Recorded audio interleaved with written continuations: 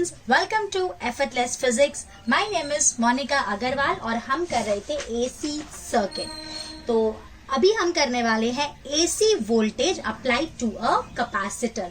इससे पहले हम कर चुके हैं AC voltage apply to a resistor.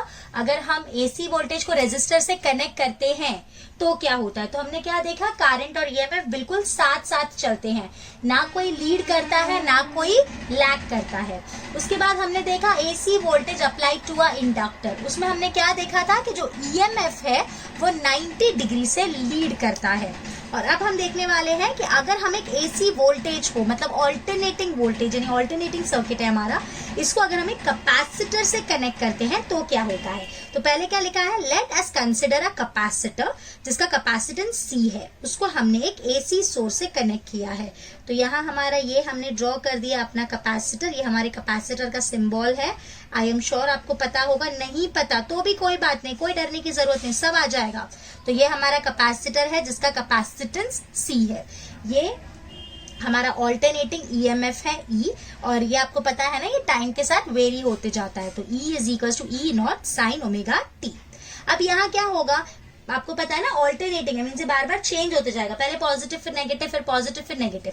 तो इसलिए लिखा है कि जैसे करंट अपना डायरेक्शन चेंज करेगी हर एक आधे साइकिल में, पॉजिटिव फिर नेगेटिव फिर पॉजिटिव फिर नेगेटिव, तो यहाँ पे क्या होगा, एक बार ये डिस्चार्ज होगा, एक बार चार्ज होगा, एक बार डिस्चार्ज होगा, एक बार चार्ज होगा। So as the current reverses its direction in each half cycle, हर एक आधी साइकिल में ये अपना डायरेक्शन चेंज करेगी। तो हमारा कैपेसिटर क्या होगा, पहले चार्ज फिर डिस्चार्ज फिर चार्ज फिर डिस्चार्ज, ऐसे यहाँ पे होते जाएगा।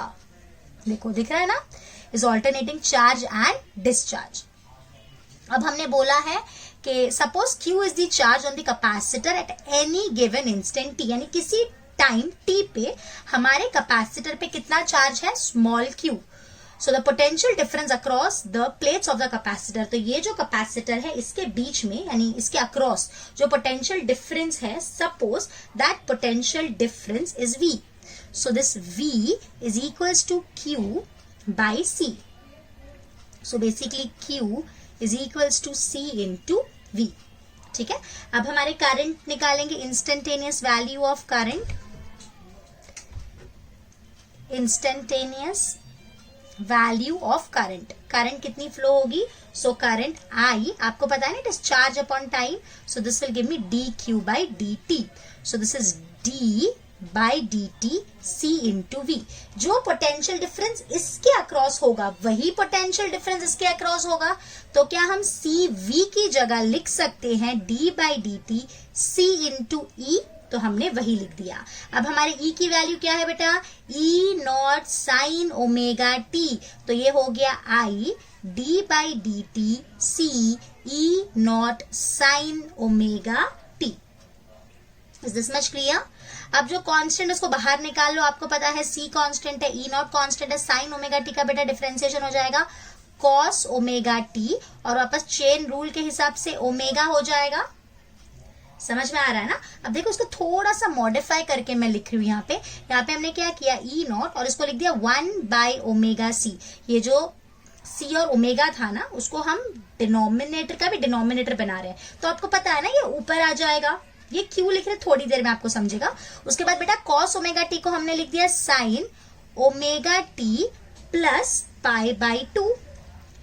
Allied angles, cos omega t is equals to sine omega t plus pi by 2। ये आपको पता है, अगर नहीं पता है तो थोड़ा सा टाइम का शॉर्टेज है, इसकी वजह से मैं आपको नहीं करा पाऊंगी अभी ये, बट अभी याद रख सकते हैं कि cos omega t is equal to sine omega t plus pi by 2।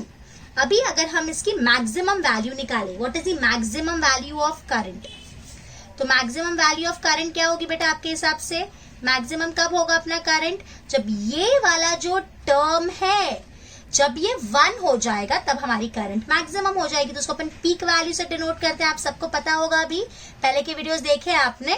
तो I not is E not by 1 by omega C, so this will be the peak value. अगर ये सब्सटीट्यूट कर देते हैं तो हमारे करंट का इक्वेशन बन गया I naught sine omega t plus pi by 2। और यहाँ हमारा ईएमएफ का इक्वेशन है E naught sine omega t, और हमारा करंट का इक्वेशन मिल रहा है I naught sine omega t plus pi by 2। तो यहाँ हमने क्या कंक्लूड किया कि जो हमारा करंट है वो क्या कर रहा है, दैट इज लीडिंग। हमारा करंट लैग कर रहा था इंडक्टर वाले केस में, और इसमें what we can conclude that the current is leading EMF by pi by 2। देखो ना, यहाँ पे फेज ओमेगा टी है और यहाँ पे omega t plus pi by 2 है, मीन्स इट इज लीडिंग। अभी यहाँ पे जैसे हम पहले ड्रॉ करते थे, हम ग्राफ ड्रॉ कर रहे हैं। यहाँ पे हमने फेज ले लिया है, यहाँ पे अपन ई या आई लेते हैं। तो पहले 0 होगा तो साइन 0, पहले देख लो मैं आपको बताती हूँ। मैं ईएमएफ का ड्रॉ करने जा रही हूँ, ठीक है। उसके बाद हम करंट का ड्रॉ करेंगे, तो यहाँ पे अपन टी की जगह 0 डालेंगे, तो साइन 0 डालेंगे, तो साइन 0 कितना होगा, 0। तो E naught into 0 will give me 0। उसके बाद हम फेज की जगह 90 डाल देंगे। समझ में आ रहा है आपको क्या बोल रही? पहले 0 ले लो, फिर 90 ले लो, फिर उसके बाद 90 ले लेंगे, फिर 180 ले लेंगे, फिर 270 लेंगे। तो इसका क्या होगा, अगर ये जब 0 है तो ये उससे कितना आगे होगा, 90, मतलब ये 90 होगा। जब ये 90 होगा तब ये 180 होगा। तो अगर हम यहाँ पे ग्राफ ड्रॉ करते हैं तो हमको ईएमएफ का ग्राफ कुछ इस तरह से मिलता है। ये हमारे ईएमएफ का ग्राफ हो गया और ये इसकी पीक वैल्यू हो गई। This is E not, and यहाँ पे नेगेटिव पीक वैल्यू भी ई नॉट है, नेगेटिव ई नॉट, ठीक है। अभी अगर हम यहाँ पे करंट का ग्राफ ड्रॉ करते हैं तो करंट का ग्राफ कुछ इस तरह से मिलता है हमको। ये हमारे करंट का ग्राफ है। This is the maximum value I not, और यहाँ पे ये हमारी करंट की maximum value minus I not. तो यहाँ पे आप देख सकते हो ग्राफ से भी कि हमारा जो करंट है वो लीड कर रहा है बाय पाई बाई 2। तो हम लिख देंगे alternating current I leads the EMF by pi by 2। तो ये कितना आगे होता है, पाई बाई 2 से ये आगे होता है। अब अपन हमेशा जैसे फेजर डायग्राम ड्रॉ करते हैं, मैं यहाँ पे आपको फेजर डायग्राम ड्रॉ करके भी बता देती हूँ। फेजर डायग्राम अभी मुझे लगता है आपको थोड़ा बहुत आता होगा। यहाँ पे ये हमारी एक्स एक्सिस है, आपको पता है यहाँ पे ये अपनी वाई एक्सिस।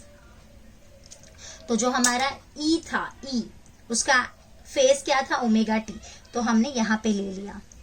तो ये हम क्या लिखते थे, ई नॉट, और ये अपना वही ओमेगा टी। अब यहाँ पे जो करंट है वो आगे है ना, तो इससे भी और आगे, कितनी आगे होगी, 90। तो इसके लिए जो करंट है वो यहाँ पे आ रही है, such that this is pi by 2।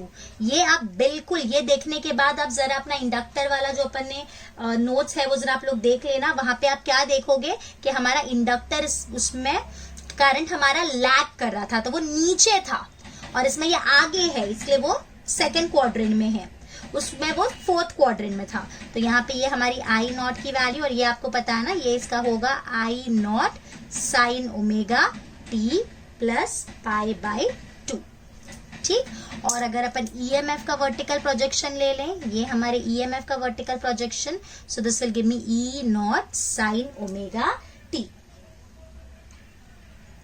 तो अपन लिख सकते हैं द प्रोजेक्शन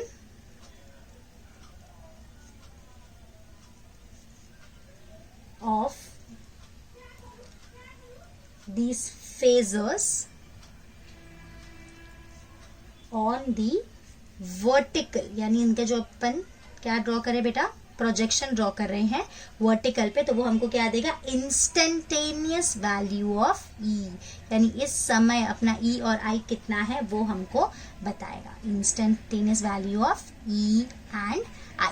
समझ में आया? ये जो हमने इनका प्रोजेक्शन ड्रॉ किया, तो I naught sine omega t plus pi by 2 मिला करंट का, और ईएमएफ का E naught sine omega t मिला। तो ये हमको क्या देगा, ये हमको देगा करंट और ईएमएफ की इंस्टेंटेनियस वैल्यू।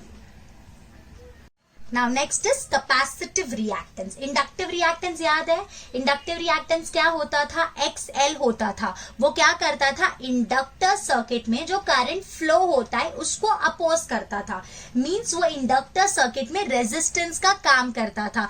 बिल्कुल उसी तरह से कैपेसिटिव सर्किट करंट को अपोज करने का काम करता है इन दी कैपेसिटिव सर्किट और in the capacitor circuit. So the opposing nature of capacitor to the flow of alternating current, यानी जो करंट चेंज हो रही है उसको जो अपोज करेगा उसको अपन बोलेंगे कैपेसिटिव रिएक्टेंस। याद होगा I naught is E naught by 1 by omega C. Basically omega C यहां था, मैंने आपको बोला था मैं आगे जाके आपको बताऊंगी। तो ये जो है 1 by omega C, this is the term which is opposing the flow of current, मतलब ये यहाँ पे रेजिस्टर का काम करेगा और इसी को अपन बोलेंगे XC। देखो लिख रहा है with Ohm's law we find that 1 by omega c represent the effective resistance offered by capacitor called as the capacitive reactance by XC. So here XC is 1 by omega c। आपको पता है ना सबको बेटा, ओमेगा होता है 2 pi FC, ठीक है। where F is what? F is the frequency। अभी देखो अगर यही हमारा F दिख रहा है ना यहाँ पे, हाँ अभी देखो यही अगर हमारा F 0 हो जाएगा तो XC कितना हो जाएगा, इनफाइनाइट। मतलब इसी की वजह से डीसी सर्किट जो है उसमें कैपेसिटर करंट को फ्लो होने नहीं देता, बिकॉज इन डीसी सर्किट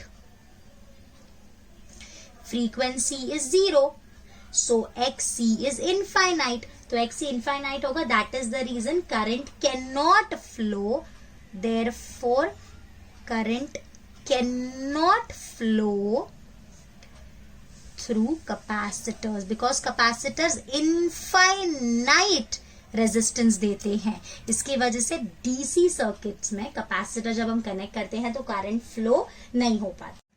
जैसे जैसे अपन फ्रीक्वेंसी बढ़ाते जाते हैं ये XC की वैल्यू कम होते जाती है। हाँ इसका यूनिट भी वही होगा ओम। तो ये MCQ में आपको पूछ सकते हैं, आप ध्यान देंगे। ओके अगर इसमें कुछ भी आपको थोड़ा सा कंफ्यूजन लगा होगा तो ये वीडियो को एक और बार देख लेना। और ये तीनों मैंने आपको बताया लिंक है, अगर आपको रेजिस्टर समझेगा तो इंडक्टर समझेगा, इंडक्टर समझेगा तो कैपेसिटर समझेगा। एंड अभी आपको तीनों भी चीज एकदम क्लियर हो जाएंगी। Okay students, till then bye bye, take care.